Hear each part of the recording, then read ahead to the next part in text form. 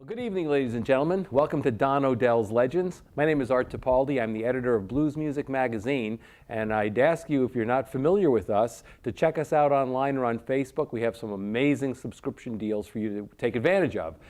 Today here at Don Odell's Legends, we have a repeat customer, if you will, Sean Chambers. This is, what, your third time here now, It Sean? is, yeah. Sean's third time here in the studio. I know a lot of his bio was probably discussed in a previous interview that you can find, but so I'm not going to go through a whole lot of that, but I want to know about playing with Hubert Sumlin. Oh man, that was I kind of refer to that as my college education, in the blues. I started playing with Hubert back in 1998.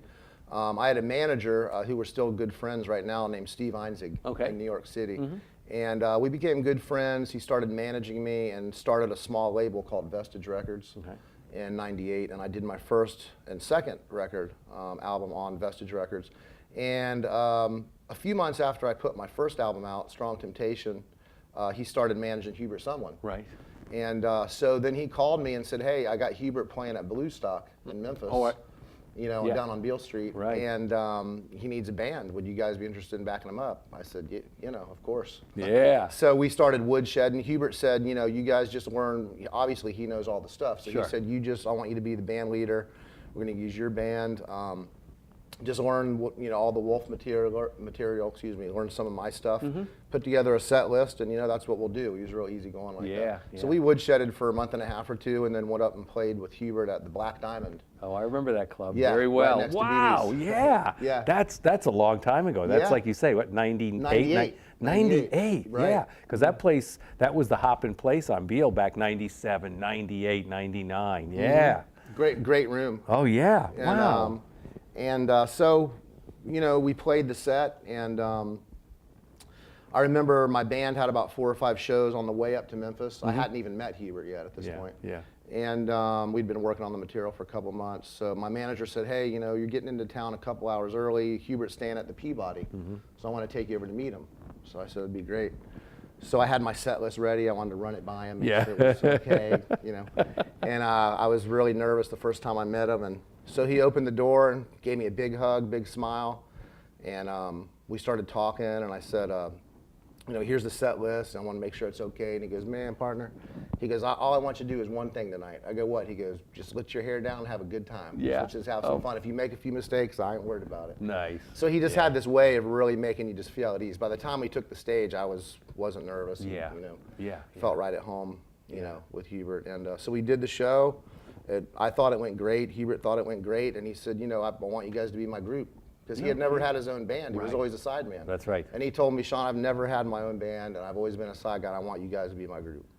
And he took us around the world for like 4.5 years. Oh, how and it was amazing. I learned a lot about life on the road, and a lot about the blues, and heard a lot of cool stories, and it was really great. And then shortly after I stopped playing with Hubert, I did my second album. Right. Okay. And kind of started, my solo career at that point. Yeah. I mean, I always like to ask guys who got to sit with the masters of the music, what do you learn about the music? What do you learn about how the music relates to their lives?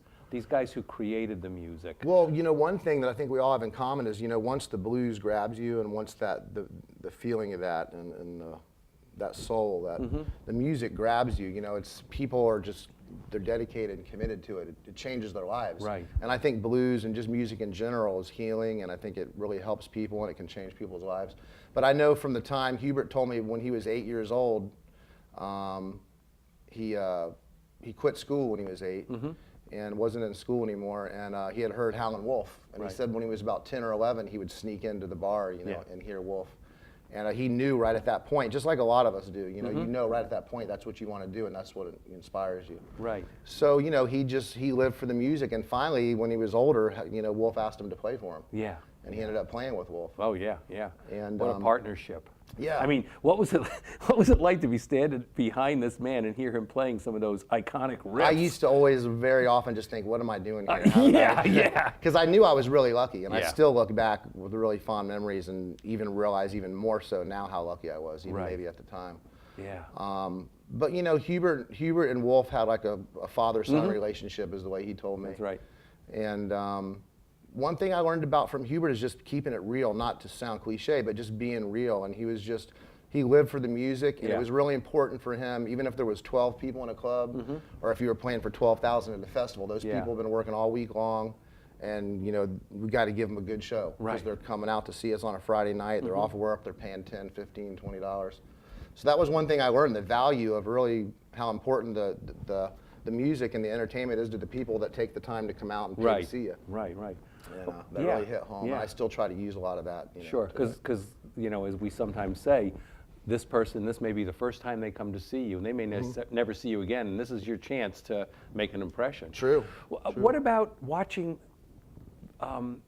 life come through Hubert into the music he play each night?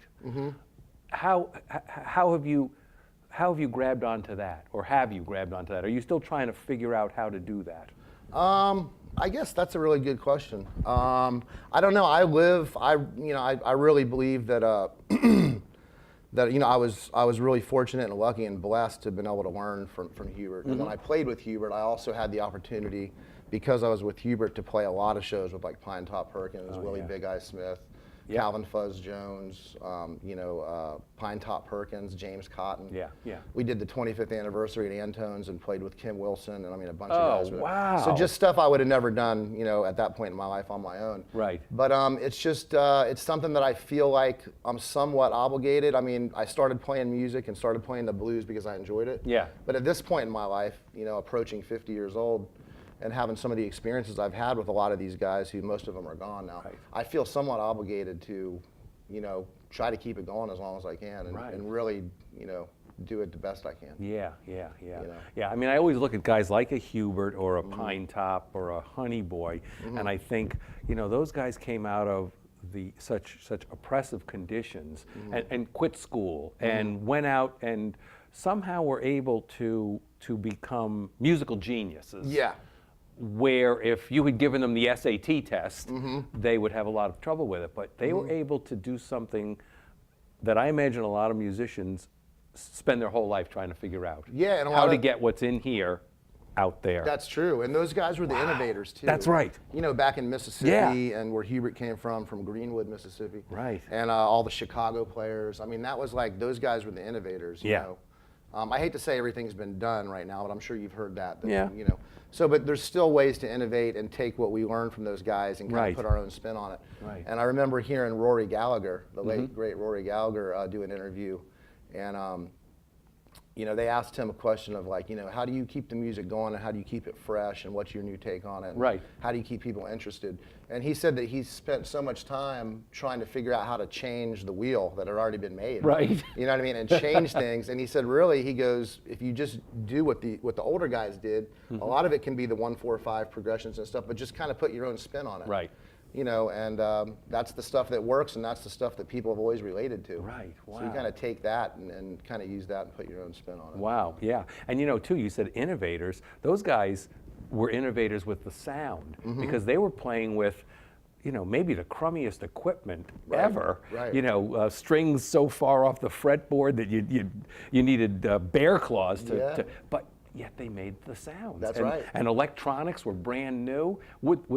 How much fun would that have been to just be one of the first guys, back in the 50s, plugging into an amp, Magic Sam, Luther Allison, but Freddie King. But I think the funny thing is, I don't think that those guys even realized what they were, the path they were creating. Exactly. But you know what? It's all in the fingers. Yeah. If Stevie Ray's guitar was here and his setup, or Johnny Winters, or Billy Gibbons, or any of the Texas players, or Freddie King, and different guitar players played their rig, it would still sound like them. Different. But if you close your eyes and hear 5 different guys, and then Freddie picks up his ring and play, you go, yeah, that's Freddie. Right. And so that's kind of, a lot of it's in the fingers. So Hubert just had that magic. When me and Hubert would put our hand together like that, his fingers were about like that. Bigger. No exaggeration. So when he wrapped around the guitar, he had those long fingers. Yeah, and Hendrix was the same way too, and used his thumb, and Hubert would do that. Right. And Hubert, talk about it's all in the fingers. Hubert told me when he and I would have talked back in the late 90s, I guess, he didn't use a pick. Right. He didn't want something to be between himself and the music. Are you a pick guy? Yeah, I use a pick every time I drop my pick in a show and end up playing with my fingers. I always think about Hubert. Right. That's Hubert going, yeah, to lose the pick. Yeah, that's But there's cool. a funny story that Hubert used to always say. Wolf would fire me and then he would hire me. Am I okay? Oh, yeah. He would say, Wolf would say, man, lose that pick, Hubert, if you don't start playing without a pick and with your fingers, because the attack was too much. Hubert said when he played with the pick, it was too loud, and Hubert liked the attack and the tone of when Hubert played with his fingers better. You mean Wolf liked the attack? Wolf, and tone. I'm sorry. Yeah, that's okay. But yeah, right. Yeah. And so he would fire Hubert, and Right. then a couple days later, he'd need a guitar player, and he'd say, man, he'd fire me, then he'd call me up and go, you're hired, you're fired, you're hired. Wow. And one of my favorite stories is Wolf and Hubert were playing a gig in England. I think it was 65, 66, before Jimi Hendrix was really known. There was about 300 people in the room. It was a real smoky, club gig. And Hubert said, Wolf didn't usually let people sit in and play his guitar, Right. unless he really knew you and you were a good friend. Okay. So he said they were playing, and in walked this guy, kind of pushed his way through the crowd, had an afro, a bandana on, dressed in psychedelic stuff. And Wolf said we didn't know who he was, but he said Wolf knew he was somebody. Yeah. So he said Wolf took off with his guitar, just went like this in the middle of a song. Jimmy Kemp started playing, and Hubert said, man, he went to go playing behind his head and with his teeth and behind his back. And he goes, the first thing I thought was, and I go, what? He goes, I'm fired. He said he's going to hire Jimmy to play guitar for him. Oh, that is great. That was one of my favorite stories. That's cool. Yeah. Well, there's so much that we all can learn from the stories of these older musicians. That's right. And the stories that guys like you can pass along. I have 2 or 3 conversations with Hubert, but you're riding in the van with him, or doing gig after gig after gig and getting that dressing room talk, or watching him interacting with his peers Right. and others. Yeah.